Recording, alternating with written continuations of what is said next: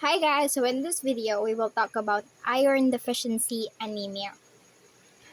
Okay, so iron deficiency anemia can lead to microcytic hypochromic anemia. So microcytic kasi mababa yung MCV niya, and hypochromic kasi pale yung kanyang pale yung kanyang RBCs, malaki yung central pallor, and decrease yung kanyang MCHC. Okay, so the problem here guys involve the iron deficiency. Iron can be baka dahil kulang yung diet or probably hindi na-absorb si iron sa body. So we will look on that later. But since the problem is in iron, wala tayong iron, hindi tayo maka-form ng heme, hindi tayo maka-form ng hemoglobin, hence can lead to anemia. So, importante din kasi guys, si iron, siya yung nagbabind kay oxygen. So, kung walang oxygen, walang iron, walang hemoglobin, walang oxygen, at can lead to hypoxia. Okay? So, what are the causes of iron deficiency anemia? So, probably guys, it could be caused by decreased intake. So, sa mga infants kasi guys, less than 6 months old, so wala silang ibang kinakain kundi or wala silang nilalagay sa kanilang body kundi breast milk. So, meron silang decrease ng iron doon because they cannot take enough iron. And also guys, 1 milligram per loss ng iron per day yung nangyayari. So, dapat it should be replaced by diet. So, dapat kumakain tayo by more often ng mga pagkain na rich in iron para mapunan natin yung 1 milligram loss per day. Kasi kung hindi, maglo-loss lang siya, wala na tayong ini-intake, then it can lead to iron deficiency. Also guys, in times of pregnancy, since share si mother and yung baby sa loob ng uterus niya, mataas yung demand niya for iron kasi kailangan din si iron for growth. Also for breastfeeding, kaya kailangan din si iron for production of the milk. So, mataas din yung demand. And during childhood and adolescence, kapag lumalaki yung bata, kailangan din nila ng iron for growth. That's why increase yung demand. So, kailangan, in times of increased demands, dapat may supplementation din ng iron. Kasi kung wala, it can lead to iron deficiency. Also guys, for example, na-check natin na okay naman yung intake ng iron. Wala din naman siyang increased demand, pero somehow may IDA pa rin siya. So, we try to look at the absorption na part, kung okay ba yung iron, kung na-absorb ba sila. So, bago natin yun siya guys puntahan, let's just first review our anatomy. Now guys, so at the esophagus, this is our stomach. Our stomach guys produces gastric acid or made up of hydrochloric acid. And si duodenum, siya yan yung site of iron deficiency. Duodenum. Yan yung site of iron absorption. So, dyan ina-absorb si iron. So, guys, kapag kumain tayo ng iron, kailangan niya munang ma-convert into absorbable form by the presence of stomach acid. So, ganun ka-importante si stomach acid. Kailangan natin siya para maging absorbable yung iron. And yung duodenum, kailangan okay para ma-absorb yung ating iron. So, magkakaroon ng problema sa absorption guys kapag may decrease in acid. Kasi kapag walang acid, hindi niya ma-absorb, hindi niya ma-convert into absorbable form yung iron. So, hindi niya ma-absorb. So, increase in acid leads to a decreased absorption of iron. So, nangyayari siya guys in people who have gastric ulcers or peptic ulcer disease. Yung peptic ulcer disease,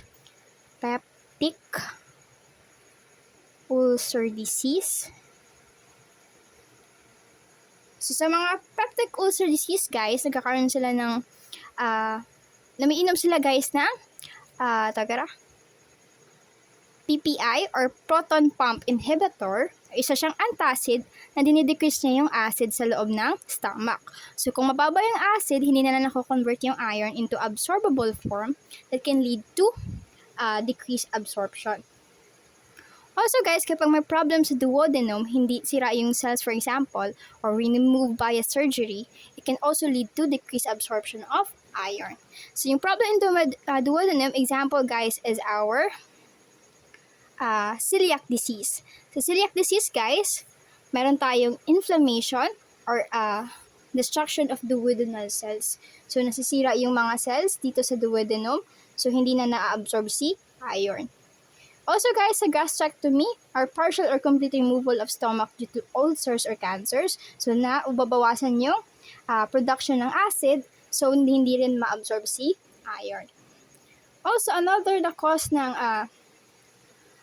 iron is increased loss due to bleeding.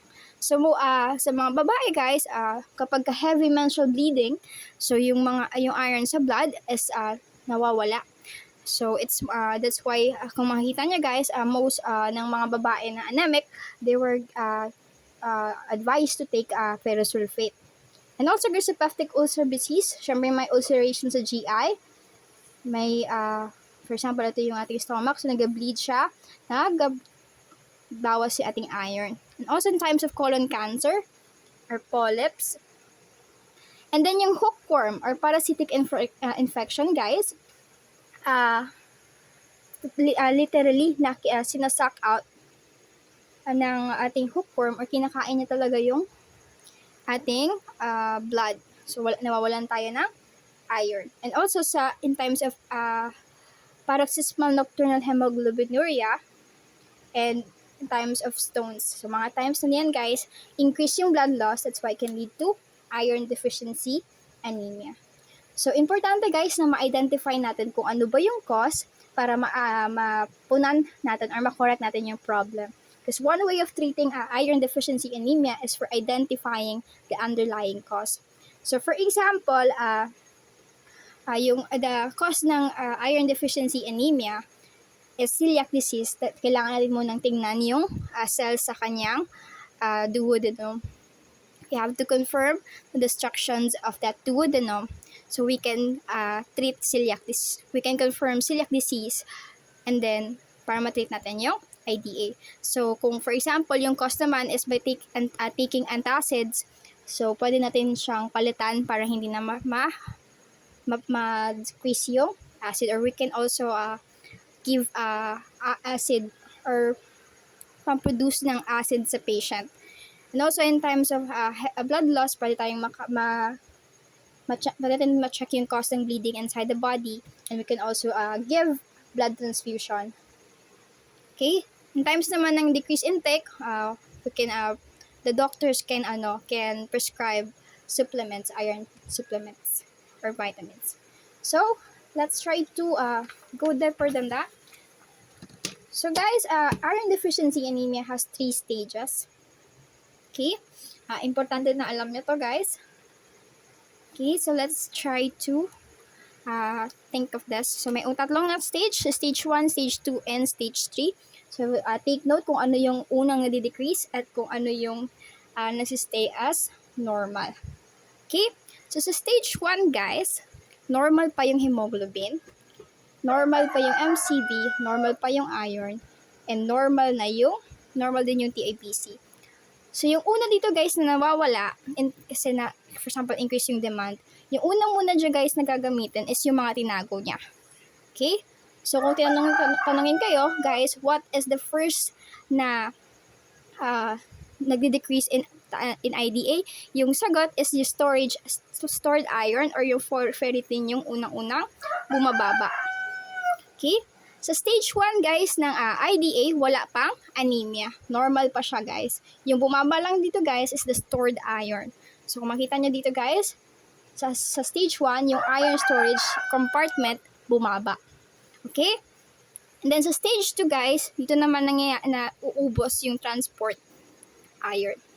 Okay? Dito na tayo nagkakaroon ng iron deficient erythropoiesis stage pero wala pang anemia. Okay? Wala pa siyang anemia. And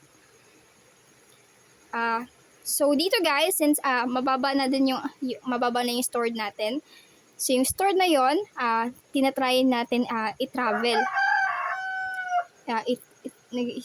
Yung travel, yung di ba? Mula sa source, nilalabas nila papunta sa serum. So, kailangan niyang sumakay sa transferrin. So, yung transferrin natin guys, tumataas, meaning ginagamit kasi siya. So, kailangan siyang ipalabas para magamit. And dito din sa start, bumaba yung ating serum iron. So, dito siya guys nagsimula na bumaba sa stage 2. And dito na sa start yung ating hypochromic microcytic anemia. Wala pang anemia, microcytic pa lang. So, dito na palang nagsisimula yung iron deficient erythropoiesis stage, kaya lumiliit yung ating RBCs. Pero, normal pa yung ating hemoglobin. So, wala pa tayong anemia. So, sa stage 3 guys, ubos na din yung transport compartment. Bumaba na. So, wala na din na iron na present, or mababa na yung iron na nagagamit. So, ito yung stage 3 or yung anemia na. Okay? Dito mababa na yung ating hemoglobin. So, meron na tayong anemia. Mababa na yung ating MCV. So, microcytic din tayo dito, guys. And, anemia. So, mababa na yung hemoglobin natin. Hypochromic na rin din yung ating red blood cells dito, guys. So, mababa na dito yung ating serum iron. Yung TIBC natin is an indirect measure for a transferrin. So, mataas siya kasi ginagamit. And then, mababa na din yung ating ferritin. So, take note guys, yung transition. So, from here guys, yung stage 1, normochromic pa dito guys. Normal pa yung color ng red blood cell. And normocytic pa sila. Normal din yung size. Yung problem lang dito guys, is wala na yung stores or na-use up na yung stores. And then, yung second stage is may presence ng microcytic. So, dito nagsistart lumiit yung mga red blood cells. And then sa stage 3 guys, mayroon ng microcytic, hypochromic, anemia. Okay, so take note yung tatlong stages. So first stage, unang nag-decrease yung stored. Dito guys is wala pang anemia, normochromic and normocytic pa yung red blood cells natin dito. And then dito sa microcytic, yung transport iron yung bumababa. And meron na tayong iron deficiency erythropoiesis stage, kaya meron tayong present ng microcytic. Pero normal pa, so wala ba tayo dito anemia. So sa stage 3 lang nangyayari yung anemia. Since mababa na yung hemoglobin, meron na tayong anemia and hypochromic na yung ating red blood cells. Decreasing MCV, kaya maliit. Wala ng iron, consume na yung mga transferrin, and decrease yung ating stored iron. Okay, so let's try to discuss its laboratory diagnosis. So guys, take note ng iron roles. Yung ating iron guys, ginagamit siya to make hemoglobin. So kung walang iron, it can lead to anemia. So decrease in iron can lead to anemia. Also guys, yung iron, ginagamit natin yan siya for growth ng ating skin, hair, and nails. So kung mababa si iron guys, it can leads to symptoms na natawag nating koilonychia. Yung koilonychia guys, yung nangyayari, di ba kailangan natin yung iron sa ating nails? So, nails ng growth. So, kung walang iron, walang nagme-maintain, nagiging spoon shape siya guys. So, parang nagkukutsara yung ating nails. And also guys, meron tayong symptoms na pika. Yung pika is yung desire to eat the dirt or ice. Okay? Okay naman siya, pero meron siyang desire to eat dirt or ice. So, it's siyang characteristic ng IDA. Lumalabas yan siya sa board exam. And also, other na symptoms is the restless leg syndrome. Okay? So, also guys, let's try to understand the physiology ng ating iron. So, in duodenum guys, ito yung site of iron absorption. So i-zoom natin yan siya guys. Ito yung kanyang itsura. So, ito yung duodenum. Ito yung ating blood vessels. So, yung blood vessel nagko-connect sa ating liver.